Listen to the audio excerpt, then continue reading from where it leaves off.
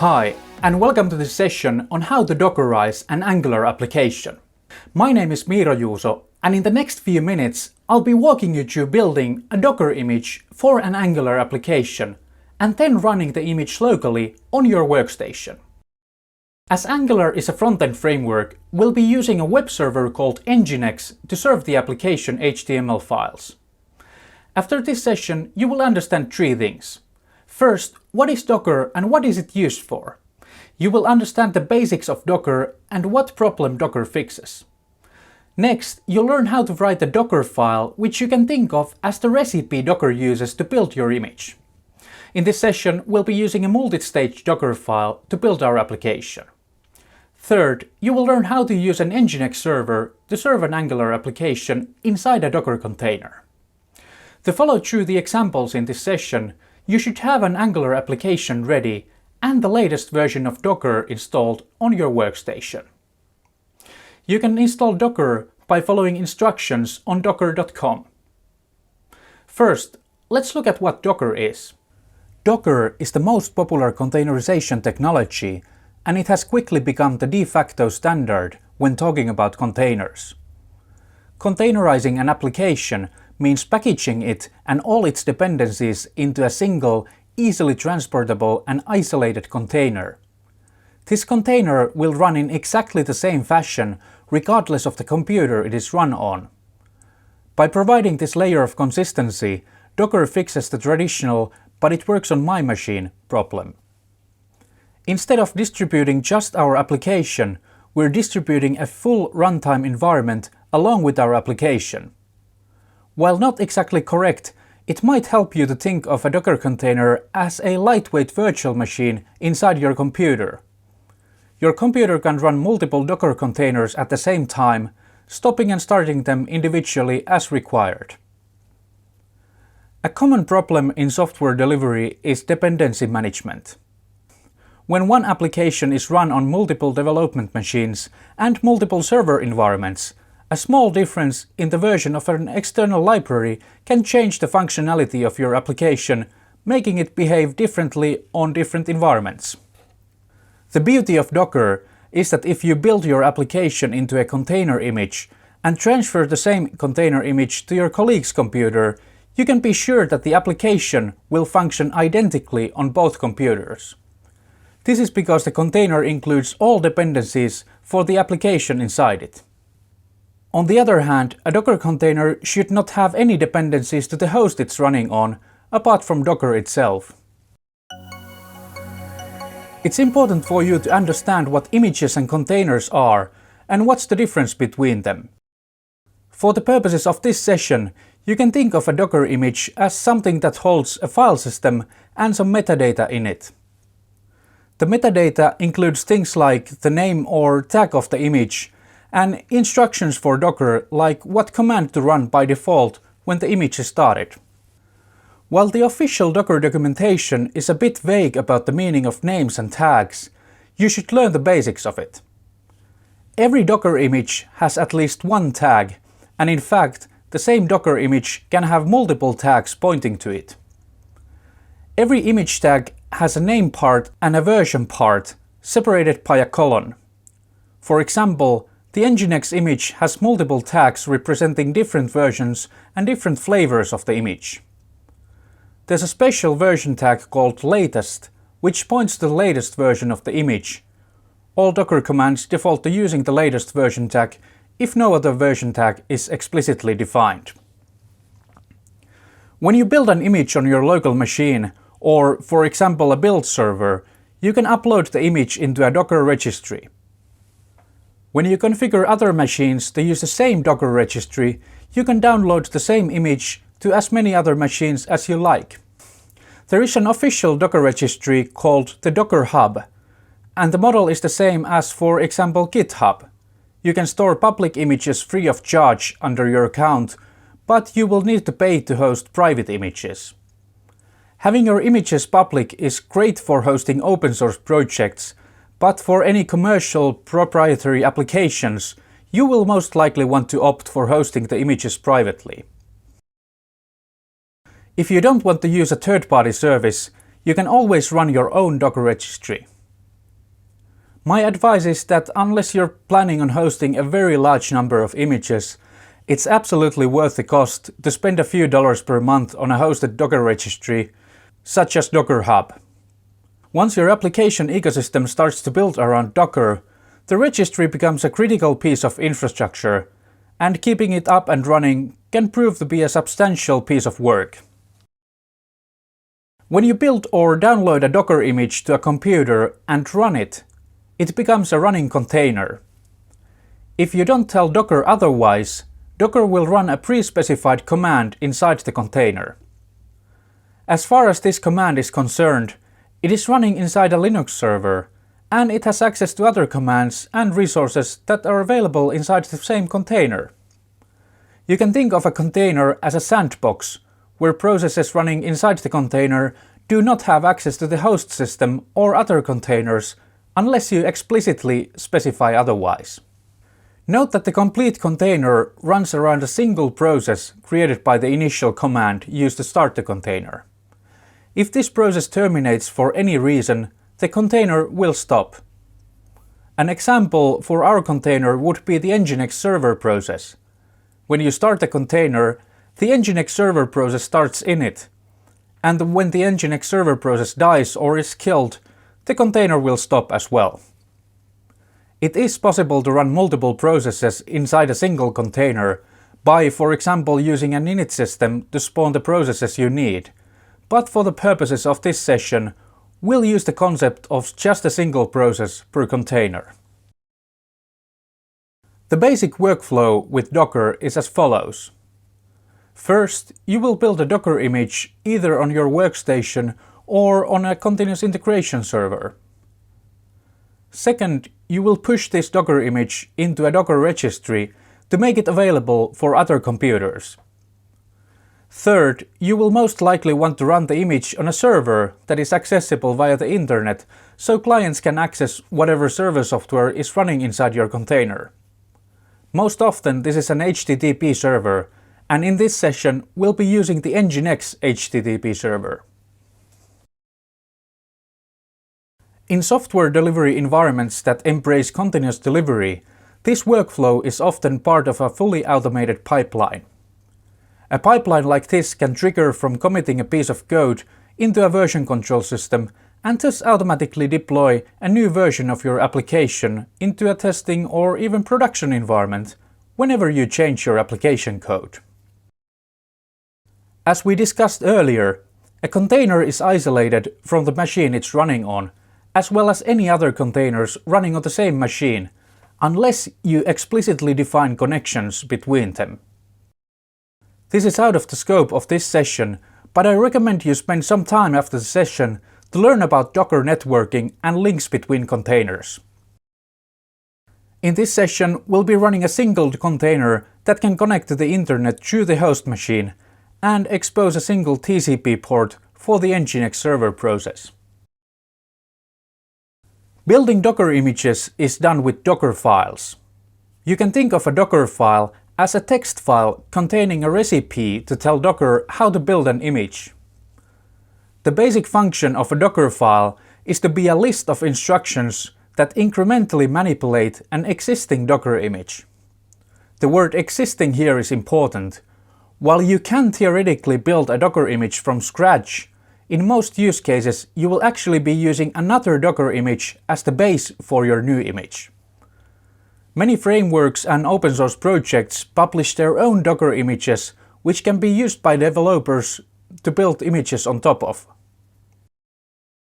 In this session, we'll be using a new Docker feature called multi-stage builds. This feature is available from Docker version 17.05 forward, and it allows you to use one base image for building our application and another base image for serving it. This works brilliantly for our use case. While Angular is often used as part of the full mean stack, in this session we're only concentrating on Angular. I'm assuming you know Angular and how the Angular command line interface works, and that you have a package.json in your application directory. If you're not quite there yet, check out the excellent Getting Started guide on the Angular website. Please note that the functionality of Angular varies wildly between major versions. However, the fundamental idea behind containerizing an Angular application is the same. Our Docker file is going to have two stages. First, we'll need to build our Angular application using the ng build command. This will output the packaged application in the dist directory under our application root. In the second stage, we will place the files from the dist directory into a directory that's served by a web server, and finally run the web server itself. This is where the multi-stage build feature comes in handy. As you remember, a Docker container only has the software available which we've explicitly added into it. This means that for the ng build command to work, we need to have the Angular command line interface installed inside our Docker container. This is something we wouldn't want on our final Docker image because it's just extra weight. And on the other hand, we wouldn't want the web server inside the image we're building our application in. Because the Angular CLI is distributed as a node package, we can use the official node Docker image as the base of our first builder stage. Because Angular is a front-end framework, it doesn't come with a server-side component, other than the test server shipped with the Angular CLI. Unfortunately, this test server isn't fit to be run on production, so we'll want to use something else to serve the Angular HTML files. In this example, we will use a robust web server called Nginx to serve the Angular application. Please note you could just as well be using a server application like Apache or Lite instead. I'm not going to be diving into the specifics of configuring Nginx. Nginx does come with good documentation, but more importantly, it also comes with an official Docker image. We can use the official Nginx Docker image as the base for our Angular application image. The good thing is that this makes our Docker file very short and simple. Let's have a look. This is the Docker file, and it's divided into two stages. The way the multi-stage build works in Docker is that we're actually creating multiple Docker images with a single Docker file, but we're only keeping the last image we've defined. This allows us to build the application first and then copy the resulting build artifacts into the next Docker image. The idea behind this is that our final Docker image won't have all the build time dependencies in it, which makes the resulting image nice and small. In the first stage, we'll use the from directive to instruct Docker that we want to use the node 8 image as our base image. We're also using the asBuilder keyword, so we'll be able to reference this stage in our second stage later. The next directive is the copy directive. This command is for copying files and directories from our local machine to the Docker image. We're giving this directive two arguments: the location of our application code directory and the target path within the Docker container. In this example, our application code sits in test app, and we want to place it in the directory test app inside the container. The next directive is workdir. This tells Docker that all following commands should be run within the specified directory, which in this example is the application directory within the container. The next directives are the run directives. As you might guess, these directives instruct Docker to run commands inside the container. First, we're running npm install to install all node packages defined in the package.json file of our application. Then we're running ng build to package our Angular application in the dist directory. Now we'll get to the second stage, which is copying the contents of the dist directory into a directory that's served by default by Nginx. We're using the from directive again. This tells Docker to start building another image. We're defining the from image to be an image called Nginx, which is the official Nginx Docker image. This image is pre-configured to run the Nginx server and serve HTML files that are stored in a predefined directory. Next, we'll use the copy directive, but this time with the from argument. This tells Docker to not look for the source path in our workstation, but instead the previous stage in this Docker file. Essentially, we're copying the contents of the dist directory in the previous Docker image into a directory called user share nginx html inside our new image. The nginx Docker image will then serve the contents of this directory. Finally, we're using a directive called expose to tell Docker that the port 80 has a server running in this image. The port 80 is the default HTTP port, as you might know. Note that the expose directive alone isn't enough to actually expose the port when the image is run. You can merely consider this as a documentation feature, and will still need to explicitly map port 80 from the container into a port on the host machine. This enables you to connect to the mapped port on the host machine, which will then forward the connection into the container. To follow this session for your Angular application, create a file with these contents and place it in the parent directory of your application code. Remember to customize the paths in the file accordingly. Make sure the name of the file is Dockerfile written as one word with a capital D. Now that you've learned what a Dockerfile is and what one looks like for an Angular application, let's learn how to use it to containerize an example Angular application. For this, we'll be using the Docker command line interface. After you've installed Docker on your workstation, you can use the Docker command line interface to build and run images. To find the command line shell on a Mac, click on the Spotlight search icon on the top right corner of your screen and write terminal followed by enter. While the Docker command line provides many features, in this session we'll concentrate on two, the Docker build and the Docker run commands. First, let's navigate to the directory with our Docker file.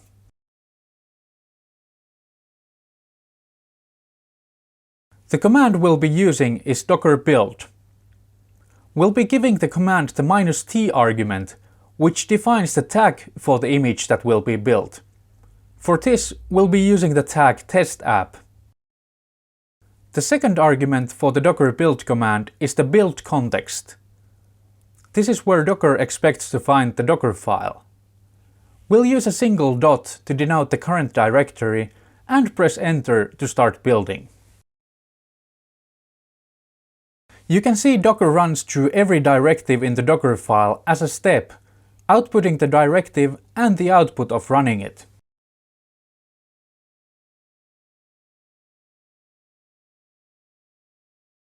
Finally, you'll see that Docker has successfully built the image and tagged it as test_app latest. As you might remember from before, since we didn't define the version tag, the tag latest is used automatically. Great work! Now, let's run the image we just built. For this, we'll be using the docker run command. We'll be giving the docker run command a few arguments. First, -i and -t to denote that we want to run the image in an interactive terminal, that is, running the container attached to our current terminal session so we can see the output and interact with the process. We'll also be using the -p argument to map the port 8080 on our workstation to port 80 inside the container. As you remember, the Nginx server is listening on port 80. With this mapping, anyone connecting to port 8080 on our workstation will get forwarded to port 80 inside the container. Finally, the last argument is the tag of the image we want to run. We're using test_app:_latest. Now that the container is running, let's use our web browser to navigate to port 8080 on our local machine. And we can see our Angular application being served. Well done! You can see that Nginx by default outputs all the requests in the standard output of the container. After you've finished testing, press Ctrl+C in your terminal to terminate the Nginx process and thus kill the container you were running. And that's how you Dockerize an Angular application. Before you go, 3 takeaways. 1. Using Docker makes it easy to ensure that your application runs consistently on different workstations and servers. Secondly, Angular is a front-end framework. Angular needs a separate web server software for serving it. Nginx is a fast and robust choice. Finally, using multi-stage Docker files enables you to streamline your build process and create slim Docker images. Thank you for following and have a great day. Hey, want to become an expert in cloud computing? Then subscribe to Simplilearn's channel and click here to watch more such videos. To nerd up and get certified in cloud computing, click here.